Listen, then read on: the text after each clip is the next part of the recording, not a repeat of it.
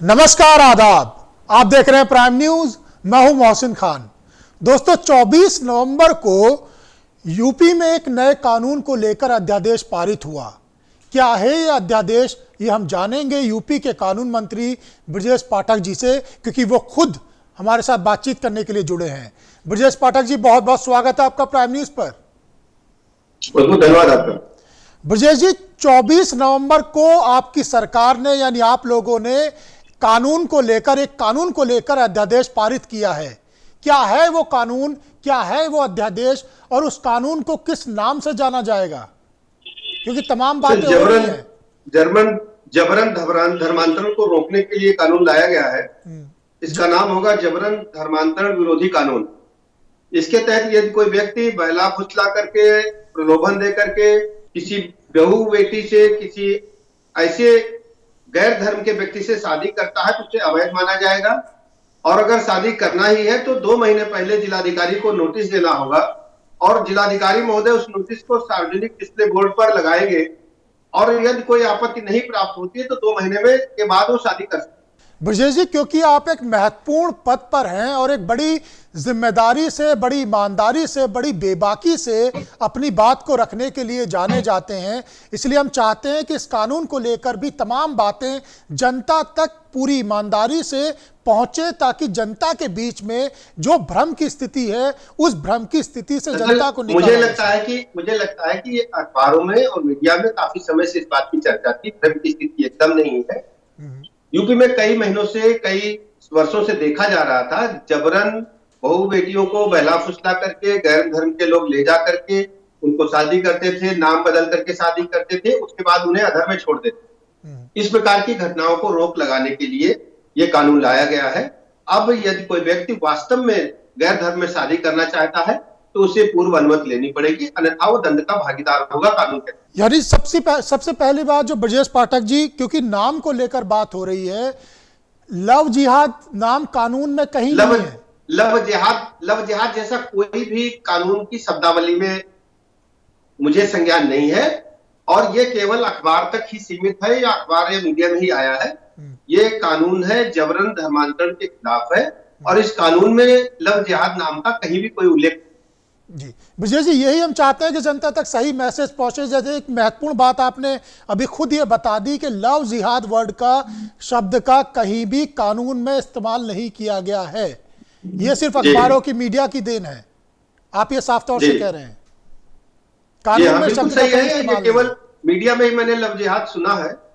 Actual में जो बेटियों को बहला फुसला करके, प्रलोभन दे करके उनको ले जाकर के शादी करते थे, और अपना धर्म बताते नहीं थे कि किस धर्म से हैं, और बेटी के धर्म को ही बताते थे कि उसी धर्म से है। लेकिन शादी के समय, शादी के बाद जब खुलता था तो विवाद की स्थिति उत्पन्न होती थी, कभी कभी दंगा फसाद की स्थिति उत्पन्न होती थी, कभी बहुत बड़े लड़ाई झगड़े होते थे, खून खराबा होता था। उत्तर प्रदेश की कानून व्यवस्था के लिए अच्छी स्थिति नहीं होती थी। हमारी सरकार इसी वजह से कानून लेकर आई है। अब कोई भी स्थिति ऐसी उत्पन्न नहीं होने दी जाएगी, और यदि कोई करेगा तो कड़ी से कड़ी सजा का प्रावधान किया गया है। इसमें 10 वर्ष तक अधिकतम सश्रम कारावास है, और जुर्माने का भी प्रावधान किया गया। ब्रजेश जी, ये बहुत अच्छी बात है, आप बेबाकी से अपनी बात को रख रहे हैं, और इस वक्त आपको जो लाखों करोड़ों लोग देख रहे हैं उन्हें उनके सवालों के जवाब मिल रहे होंगे, और कुछ सवाल बचे हैं तो हम कोशिश करेंगे इस बातचीत के जरिए कि उन सवालों के जवाब उन तक सही भाषा में, सरल भाषा में पहुंचे, ताकि उन्हें भी बात समझ में आए। आपने इस कानून को बड़े अच्छे शब्दों में बयां किया कि किस तरीके से ये कानून काम करने जा रहा है और किस नाम से इस कानून को जाना जाएगा। ये कानून किस तरीके से काम करेगा, अगर आप ये भी बता सके तो और ज्यादा स्थिति क्लियर हो जाएगी जनता के लिए। दरअसल ये जो विधेयक है, अभी जो अध्यादेश की शक्ल में सबके सामने आया है, राज्यपाल महोदया के हस्ताक्षर होने के बाद ये कानून का रूप ले लेगा। इस कानून के बन जाने के बाद उत्तर प्रदेश में यदि कोई व्यक्ति गैर धर्म में शादी करना चाहता है तो जिलाधिकारी महोदय को 2 माह पूर्व दरखास्त देनी होगी, और जिलाधिकारी महोदय तय प्रक्रिया के तहत उससे सार्वजनिक डिस्प्ले करेंगे, और यदि कोई आपत्ति नहीं आती तो शादी हो सकती है। और आपत्ति आने के बाद आपत्ति के निस्तारण के बगैर शादी नहीं हो सकेगी, और यदि कोई बगैर जिलाधिकारी के संज्ञान में लाए शादी करता है तो उसके खिलाफ दंड की कार्रवाई भी उसमें उल्लिखित है। और अधिकतम 10 वर्ष तक का सश्रम कारावास और इसके अलावा आर्थिक दंड का भी प्रावधान किया है। ब्रजेश जी, आपने एक महत्वपूर्ण बात बताई कि डीएम को यानी जिलाधिकारी को 2 महीने पहले बताना होगा, सूचित करना होगा अगर कोई गैर धर्म के लोग आपस में शादी करना चाहते हैं तो। डीएम का क्या रोल रहेगा इसमें? जी हाँ, बगैर जिलाधिकारी की अनुमति के ऐसी शादियां नहीं हो सकेंगी। सामान्यतः देखा गया है कि बेटियों को बहला फुसला करके लोग ले जाते थे और अपने धर्म को उस समय बताते थे जब शादी हो जाती थी या शादी के समय पता चलता था, जिससे बड़ी विवाद की स्थिति उत्पन्न होती थी और कभी कभी समाज में जो है दंगा फसाद तक की अनुमति आती थी और लड़ाई झगड़े होते थे। उन सब चीजों को अवॉइड करने के लिए, कानून व्यवस्था बनाए रखने के लिए ऐसे कड़े कानून का प्रावधान किया। यानी कानून में पहले कमी थी जिसकी वजह से लोग फायदा उठा रहे थे। क्या है, दरअसल जो पहले जो मैरिजेस होती थी वो हिंदू लॉ, मुस्लिम लॉ और स्पेशल मैरिज एक्ट के तहत होती थी। तो उसमें ये धर्मांतरण जो जबरन है शादी के लिए केवल है वो उल्लिखित नहीं था। ये जबरन शादी के लिए, धर्मांतरण के लिए ये कानून लाया गया। नहीं, जिलाधिकारी का क्या रोल रहेगा जब 2 महीने पहले जिलाधिकारी महोदय आपकी दरखास्त मिलने के बाद कि हम गैर धर्म में शादी करने जा रहे हैं, एक प्रोसेस है, प्रोसेस में उस सार्वजनिक डिस्प्ले बोर्ड पर उसको लगाएंगे, यानी उसको सार्वजनिक नोटिस देंगे। यदि कोई व्यक्ति आपत्ति नहीं दाखिल करता है कि इस शादी के खिलाफ वो नहीं है, तो कोई भी व्यक्ति 2 माह के बाद शादी कर सकेगा। यदि आपत्ति आती है तो बगैर आपत्ति के निस्तारण के शादी नहीं हो सकती।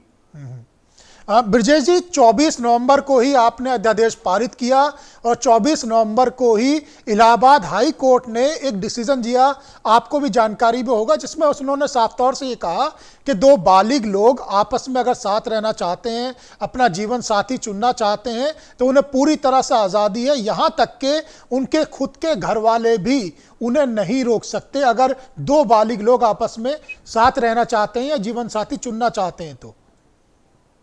इस संबंध में माननीय उच्च न्यायालय, माननीय उच्चतम न्यायालय के जो भी निर्णय हैं उनका हम लोगों ने गंभीरता से परीक्षण किया है। कहीं भी माननीय न्यायालय के आदेशों का उल्लंघन हम नहीं करेंगे और जो आईपीसी सीआरपीसी है उसके तहत ही हम कार्रवाई करेंगे। जो संवैधानिक दृष्टि से अधिकार मिले हैं आम जनमानस के, उन अधिकारों का भी पूरा संरक्षण होगा।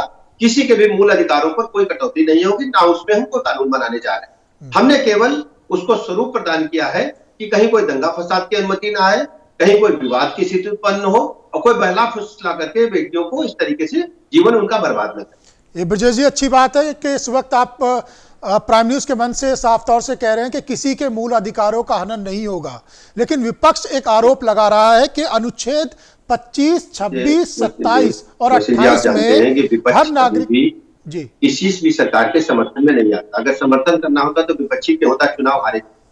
उनसे हम कभी भी पॉजिटिव बात की उम्मीद नहीं कर सकते हैं। लेकिन जनता में ऐसे लोग जो विपक्ष में काम कर रहे हैं, जनता ने उन्हें पूरी तरह परास्त किया है, एक्सपोज हो चुके लोग हैं, उनके बारे में जनता अच्छी तरह समझ चुकी है कि वो षड्यंत्र रचते हैं और केवल विपक्ष जनता को गुमराह करने का काम करता है, जिसमें वो कभी सफल नहीं।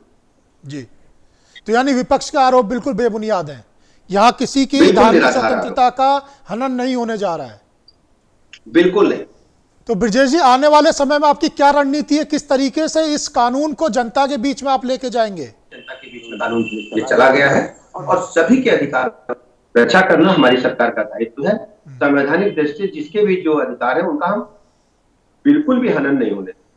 क्या आप ये मानते हैं कि उत्तर प्रदेश में धर्मांतरण के मामले बढ़ रहे हैं, और अगर बढ़े हैं तो इसके लिए कानून में इस कमी को जिम्मेदार माना जा सकता है? ये सब पॉलिटिकल कारणों से होता है। लोग साफ करके लोगों को बरगला करके षड्यंत्र रचते हैं पॉलिटिकल माइलेज लेने के लिए, लेकिन हमारी सरकार सतर्क है। ऐसे लोग जो केवल पॉलिटिकल माइलेज लेने के लिए षड्यंत्र रच करके जनता को गुमराह करने के लिए कानून व्यवस्था की चुनौती उत्पन्न करते हैं, उनको हम चिन्हित कर रहे हैं, उनको खिलाफ भी कड़ी कार्रवाई करें। विजय जी, एक और महत्वपूर्ण सवाल है इसी कानून से जुड़ा हुआ, क्योंकि आपने आने वाले समय के बारे में तो बता दिया है कि अगर कोई नाम बदलकर, धर्म बदलकर शादी करेगा तो वो अमान्य होगा और उसे सजा भी मिलेगी, लेकिन ऐसे बहुत सारे केसेस देखने में आए हैं पहले, जिन्हें बाद में पता चला कि नाम गलत था या धर्म गलत बताकर शादी करी गई है। क्या वो शादियां भी अमान्य होंगी और ये कानून उनके ऊपर भी लागू होगा? दरअसल कोई भी कानून जो है वो कानून बनने के बाद लागू होगा।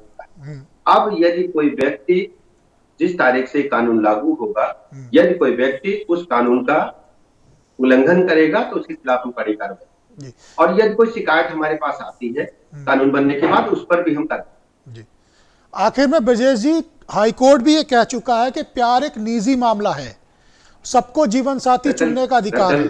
दरअसल हमने पूर्व में स्पष्ट किया है, किसी की निजता का उल्लंघन नहीं करेंगे, किसी के प्यार पर कोई बंदिश नहीं है। या दो व्यक्ति अपने एक साथ रहने के लिए मन बना लिए, उस पर भी कोई आपत्ति नहीं है। यदि कोई शादी करता है तो गैर धर्म में शादी करता है तो 2 माह पूर्व जिलाधिकारी महोदय को बताना होगा, और उस पर भी अगर किसी को आपत्ति नहीं तो सरकार कानून उन्हीं के समर्थन में लाई। आपके अध्यादेश में एक क्लॉज है जिसमें यह कहा गया है कि धर्मांतरण के मामले में अगर माता पिता, भाई बहन या अन्य सगा संबंधी शिकायत करता है तो कार्रवाई की शुरुआत की जा सकती है।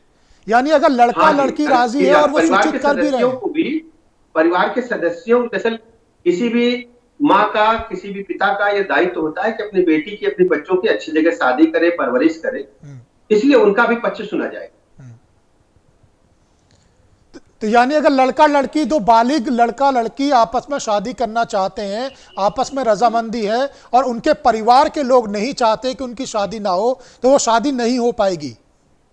मैंने आपको पहले भी बताया है कि आपत्ति के निस्तारण के बाद, यानी यदि कोई व्यक्ति अडिग है कि हम गैर धर्म में शादी करेंगे, बालिग है और उनके माता पिता, घर वाले लोग आपत्ति करते हैं, तो जिलाधिकारी उस आपत्ति का निस्तारण करेंगे और आपत्ति के निस्तारण करने के बाद ही ऐसी शादी हो।